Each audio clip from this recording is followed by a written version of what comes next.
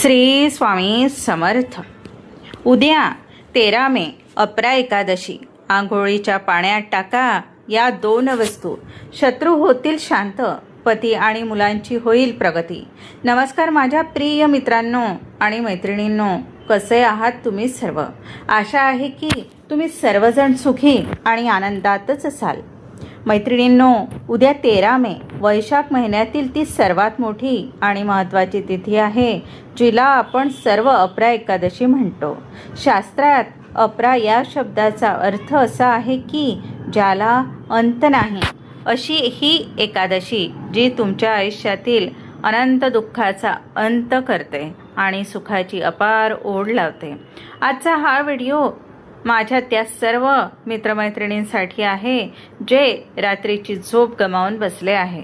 जर तुमच्या घरात कारणाशिवाय सतत कटकटी होत असतील, पती कितीही कष्ट करत असेल तरी त्यांच्या कामात यश येत नसेल किंवा अडथळे येत असतील, मुलांचं अभ्यासातलं लक्ष उडालं असेल किंवा तुम्हाला सारखं असं वाटत राहतं की तुमच्या हसत्या खेळत्या संसाराला कुणाची तरी वाईट नजर लागली आहे, तर माझ्यावर विश्वास ठेवा. आजचा हा व्हिडिओ तुमच्या आयुष्याला एक नवी दिशा देणारा ठरणार आहे. हा व्हिडिओ शेवटपर्यंत नक्की पहा, कारण अर्धवट माहिती कधीच फळ देत नाही. आज मी तुम्हाला अशा 2 विशेष गोष्टी सांगणार आहे ज्या उद्या सकाळी आंघोळीच्या पाण्यात टाकल्याने तुमच्या आयुष्यातील दारिद्र्य, जुनाट पितृदोष आणि शत्रूचा होणारा मानसिक त्रास एका झटक्यात संपून जाईल. हे मी केवळ सांगत नाही, तर हा उपाय मी स्वतः अनुभवलेला आहे आणि याचे सकारात्मक फळ तुम्हाला पुढच्या 24 तासात दिसायला सुरुवात होईल.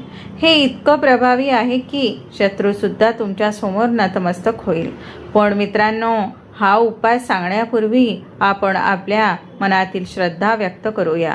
कमेंट बॉक्समध्ये श्री स्वामी समर्थ, ओम नमो भगवते वासुदेवाय आणि ओम गंग गणपताय नमहा लिहायला विसरू नका.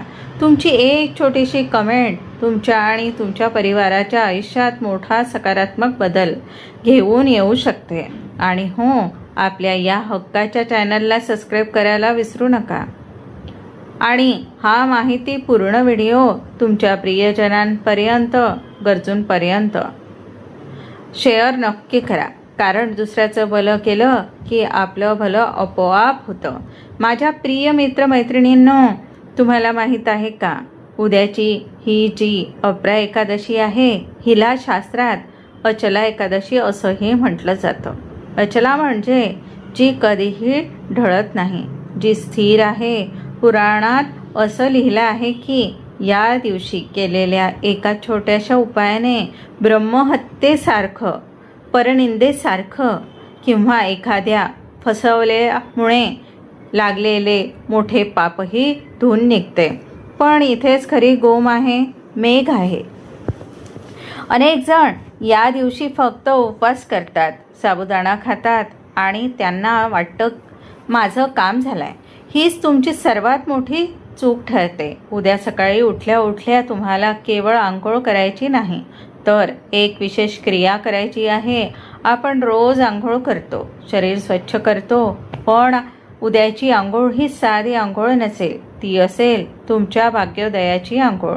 ही आंघोळ इतकी महत्त्वाची का आहे? त्या 2 वस्तू पाण्यात टाकल्याने नक्की काय होतं हे समजून घेण्यासाठी तुम्हाला एक छोटीशी पण डोळे उघडणारी कहाणी ऐकावी लागेल. प्राचीन काळी महिध्वज नावाचा एक अतिशय धर्मात्मा राजा होता. त्याचा धाकटा भाऊ व्रजध्वज हा मात्र त्याच्या अगदी उलट अत्यंत क्रूर आणि अधर्मी होता. सत्तेच्या आणि ईर्षेच्या हव्यासापोटी व्रजध्वजाने आपल्याच मोठ्या भावाची म्हणजेच राजा महिध्वजाची हत्या केली आणि कोणाला कळू नये म्हणून त्याचा मृतदेह एका जंगलात पिंपळाच्या झाडाखाली गाडून टाकला. राजाचा मृत्यू अकाल झाला होता, त्यामुळे त्याचा आत्मा तिथेच अडकला आणि तो पिंपळाच्या झाडावर प्रेत योनीत राहू लागला. जो कधी जो कोणी त्या झाडाखाली जायचा त्याला तो आत्मा त्रास द्यायचा. एकदा तिथून धौम्य ऋषी जात होते. त्यांनी आपल्या तपोबलाने ओळखलं की हा तर राजा महिध्वज आहे आणि तो खूप कष्टात आहे. ऋषींना त्याची दया आली. त्यांनी त्या राजाला प्रेतयोनीतून मुक्त करण्यासाठी स्वतः अपरा एकादशीचे कडक व्रत केले आणि त्यांचे सर्व पुण्य त्या राजाला अर्पण केले.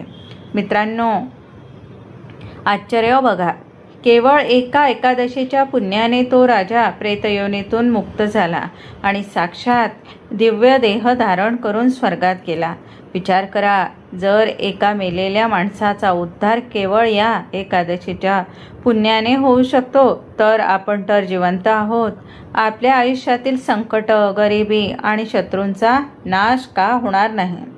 आता तुम्ही म्हणाल, ताई, शत्रू तर आम्हाला खूप त्रास देतात. पण मित्रांनो, एक गोष्ट लक्षात घ्या. काही लोकांना वाटतं की शत्रू म्हणजे फक्त बाहेरचा माणूस जो आपल्याशी उघडपणे भांडतो. पण नाही. तुमच्या प्रगतीत येणारे अडथळे, तुमची आळस, तुमच्या घरात पसरलेली नकारात्मकता, तुमच्या पतीच्या कामात येणारी बाधा आणि मुलांच्या प्रगतीला लागलेली कुणाची तरी वाईट नजर, हे सुद्धा तुमचे अदृश्य शत्रूच आहे. हे शत्रू तुमच्यासमोर कसे लोटांगण घालतील, तुमच्या घरातलं दारिद्र्य कसं पळून जाईल, या 2 वस्तू नेमक्या कोणत्या आहे ज्या उद्या तुम्हाला आंघोळीच्या पाण्यात टाकायच्या आहे?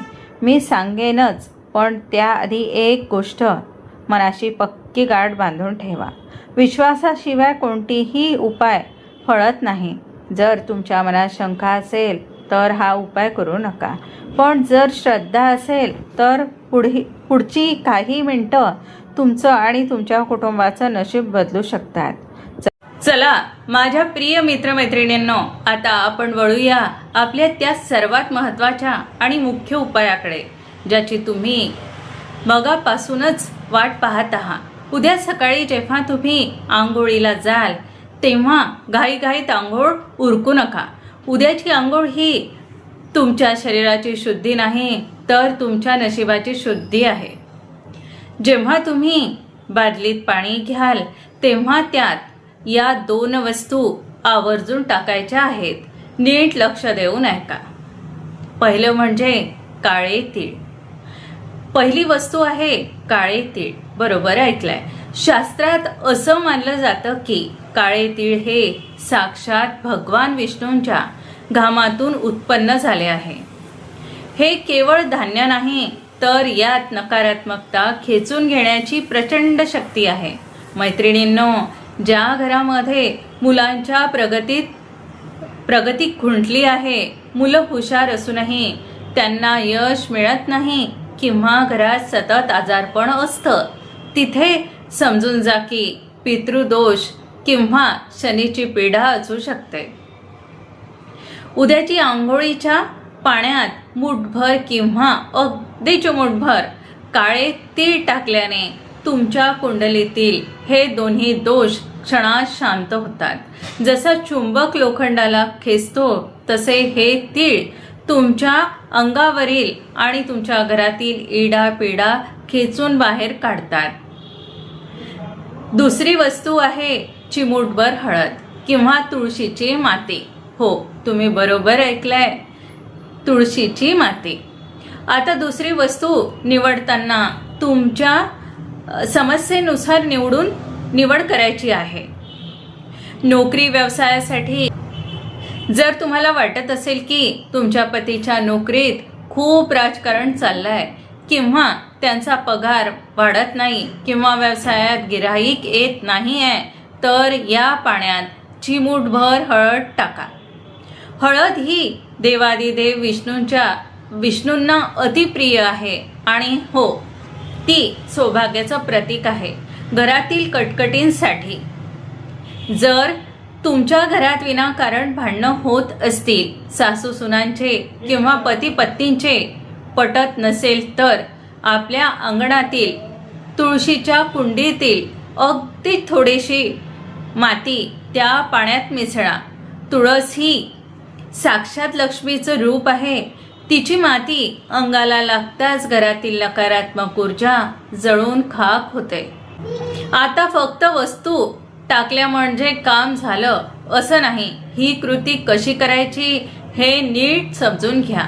बादलीत पाणी तयार झाल्यावर आंघोळ सुरू करण्यापूर्वी आपल्या उजव्या हाताच्या तळव्यात थोडं पाणी घ्या. त्यात तुमचे आता घ्या आणि डोळे मिटा आणि मनातल्या मनात 2 गोष्टी करा. 1. जर तुम्हाला एखाद्या व्यक्तीचा खूप त्रास होत असेल तर त्या शत्रूचं नाव मनात घ्या आणि म्हणा, तुझा माझ्यावरील प्रभाव संपू दे. किंवा जर तुम्हाला शत्रू ठाऊकच नसेल तर फक्त असा संकल्प करा की माझ्या आणि माझ्या परिवाराच्या प्रगतीत येणारे सर्व बाधा, नजरबाधा आणि इडापिडा या पाण्यासोबत वाहून जाऊ दे. हा संकल्प केल्यावर ते पाणी अंगावर घ्या आणि आंघोळ करताना सतत ओम नमो भगवते वासुदेवाय किंवा ओम विष्णवे नमः या मंत्राचा जप मनात सुरू ठेवा. मैत्रिणींनो, विश्वास ठेवा.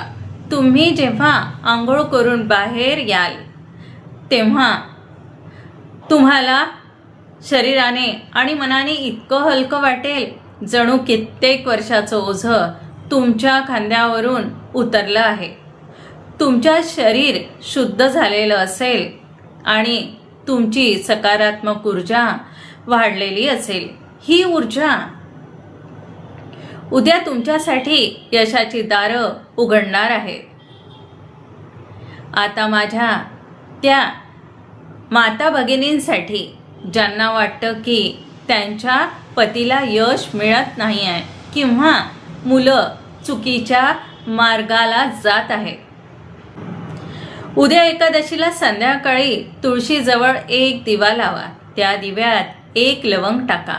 हा दिवा लावताना तुमच्या मुलाचे किंवा पतीचे नाव घ्या.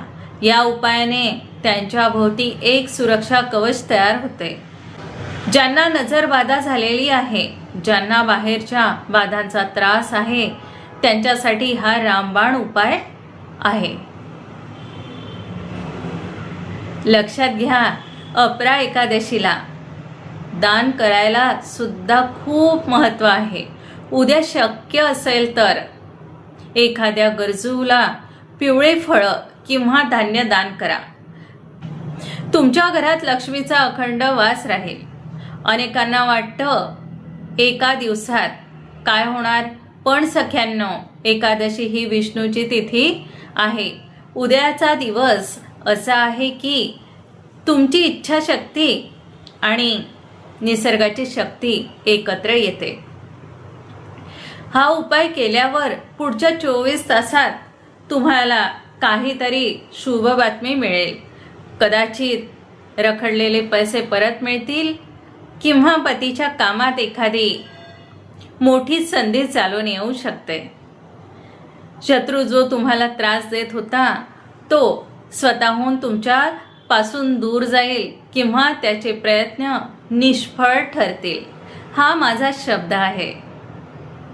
तर माझ्या प्रिय मित्रमैत्रिणींनो, उद्याची ही अपरा एकादशीची सुवर्ण संधी हातातून जाऊ देऊ नका. कधी कधी आपण मोठे मोठे विधी करतो पण फळ मिळत नाही. अशा वेळी हे छोटे पण शास्त्रोक्त उपाय चमत्कार घडून आणू शकतात. उद्याची सकाळची जी आंघोळीच्या पाण्यात या 2 वस्तू, काळे तीळ आणि हळद किंवा तुळशीची माती टाकायला मुळीच विसरू नका.